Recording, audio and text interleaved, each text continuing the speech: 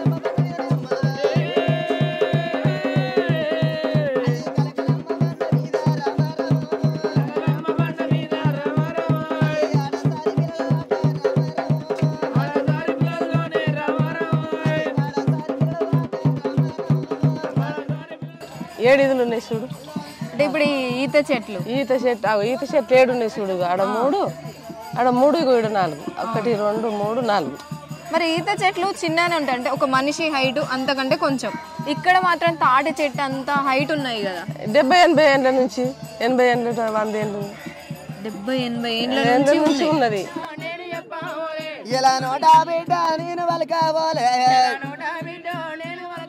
నేను చిన్నగున్న పని చేస్తున్నా నేను దాదాపు 58 సంవత్సరాలు ఉన్నా 58-59 సంవత్సరాలు ఉన్నా నేను నా బుద్ధి తెలిసి నుంచి వస్తున్నా అంటే ఈ ఇయరే వచ్చారా మేము ప్రతిసారి వస్తాం ఎప్పటి నుంచి వస్తున్నారు మేమా 10-15 సంవత్సరాల నుంచి వస్తాం పవర్ఫుల్ ఎల్లమ్మ ఇక్కడ మనం ఎల్లమ్మ తల్లికి మనము ఏది కోరుకుంటే అది అవుతుంది కంపల్సరీ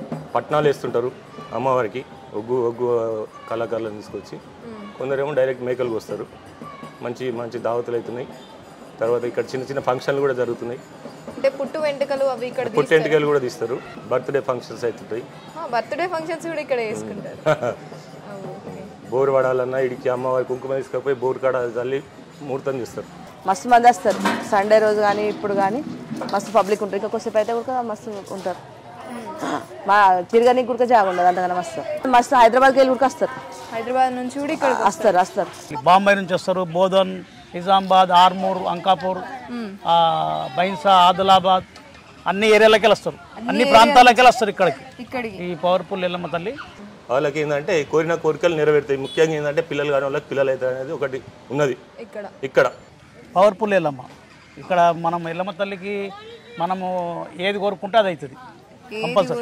కంపల్సరీ పెళ్లి కాని వాళ్ళు పిల్లలు కాని వాళ్ళు ఈ జాగ కూడా మాదే ఉండే ఫస్ట్ 17 గుంటలు ఎల్లమ్మ తల్లికి మేము పొత్తులో ఇడిచిపెట్టిన తర్వాత గౌడ సంఘం వాళ్ళు కొండే ఉన్నప్పుడు 2 ఎకరాలు ఖరీదు చేసుకొని అమ్మవారి గుడి డెవలప్ చేద్దామని అంటే మరి ఇక్కడ అమ్మవారికి గుడి లేదు అంటే అమ్మవారు వద్దన్నారు గుడి అమ్మవారికి ఇష్టం లేదు కట్టనిస్తలేదు ఫస్ట్ ఇప్పుడు అవి చెట్లే ఉండే ఫస్ట్ ఒకప్పుడు కట్టని ఇట్లనే ఉంటుంది అటు చెట్ల కింద. ఆమెకి ఈత చెట్లు ఉన్నాయి కదా, ఈత చెట్లు వేప చెట్టు ఉంది, ఆనే ఉంటుంది. గుడి వద్ద అంటుంది ఇక కడతలేరు, అందుకే తిరగలే మునుపు లేకుండే. తిరుగులే అవి స్టీల్ ఉన్నాయి అవన్నీ ట్యాంకు ఇగో ఈ షెడ్లు అన్ని మొక్కులు నెరవేరిన వాళ్ళే కట్టించారు ఇవన్నీ. మాకు ఇది అయితే మేము ఇది చేస్తామని మొక్కుకుంటారు. ఇది గత 10 సంవత్సరాల కింద ప్రసాదరావు సార్ అని ఉండే, ఆయన ఆధ్వర్యంలో ఈ షెడ్ నిర్మించడం జరిగింది 5 లక్షల రూపాయలు. కొందరు దాతలు కూడా ఈ చుట్టూ ఉన్నాయి కూడా దాతలే నిర్మించారు. ఇప్పుడు ఇవన్నీ కొత్త వాళ్ళే వేసారు మొక్కుకున్నారు. చాలా మంది వస్తారు, ఇంకా ఫుల్ పబ్లిక్ ఉంటుంది ఇక్కడ. మా తిరగనికి కూడా జాగా ఉండదు అంతగానో వస్తారు. మరి ఇక్కడ నుంచి కాదు, మస్తు హైదరాబాద్కి వెళ్ళి కూడా వస్తారు. హైదరాబాద్ నుంచి కూడా ఇక్కడ వస్తారు. ఈ సాయంత్రం వరకు వెళ్ళిపోలే, ఉండద్దు మళ్ళీ నైట్ ఇక్కడ వాళ్ళు ఉండద్దు. ఎందుకని? అమ్మవారికి ఇష్టం ఉండదు.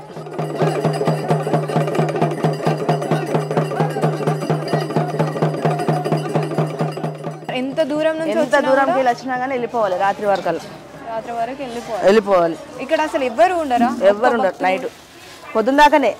రాత్రి 8-9 అయిందంటే అందరు వెళ్ళిపోవాలి. బోనం తీసి కోళ్ళంకి వస్తాం. అట్లా ఏం లేదు, ఎప్పుడు రావాలనిపిస్తే అప్పుడు సంవత్సరానికి ఒకసారి వస్తాం. ఇప్పుడు సంవత్సరంలో రెండోసారి ఇప్పుడు వచ్చు. సంవత్సరంలో రెండోసారి.